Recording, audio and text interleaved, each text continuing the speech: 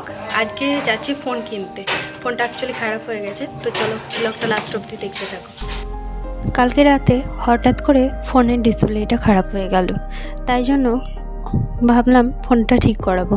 তো ভাবলাম না, অনেকটা একই টাকা লেগে যাচ্ছে, তাই জন্য আর একটা নতুন ফোন কিনেই নিই। আর নতুন ফোনে অনেক রকম ফিচার্স নতুনত্ব পাওয়া যায়, তাই জন্য ভাবলাম ফোনটা কিনেই নিই। তো অনেকটাই মেঘ করেছে, ভাবলাম বেরোবো কি বেরোবো না, তাই জন্য ভাবলাম না বেরিয়েই যাই। ওয়েদারটা বেশ ভালোই লাগছিল। সত্যি বলতে এই ওয়েদারটা দেখে মনেই হচ্ছে যে পুজো সামনে চলে এসছে। আকাশটা যেন বলছে হ্যাঁ, মা দুর্গা চলেই এসছে, আর কয়েকটা দিন মাত্র।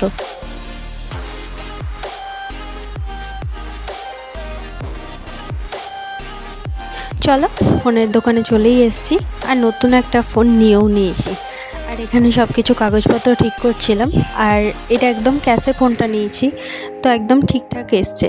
তো যাই হোক, ডিসকাউন্ট ছিল অল্প। আজকে সেরকম কিছু রান্না করিনি। এই বরাকরের এখানে একটা স্পাইস হোটেল আছে, তো সেখানেই ভাবলাম সবাই মিলে খাওয়া দাওয়া করি।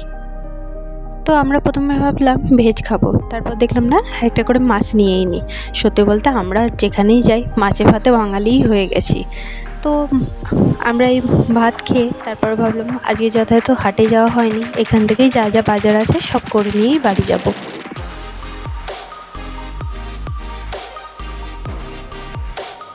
তো বরাকরের এখান থেকেই আমি আজকে বাজারটা করে নিলাম। আর অল্প কিছুই নিয়েছি, সেরকম কিছু বাজার ছিল না আমার কাছে, তো তাই জন্য যা যা লাগে সেইগুলোই নিয়েছি। আর যথাযথ ডায়েটে আছি, সব সবজিই নিয়েছি।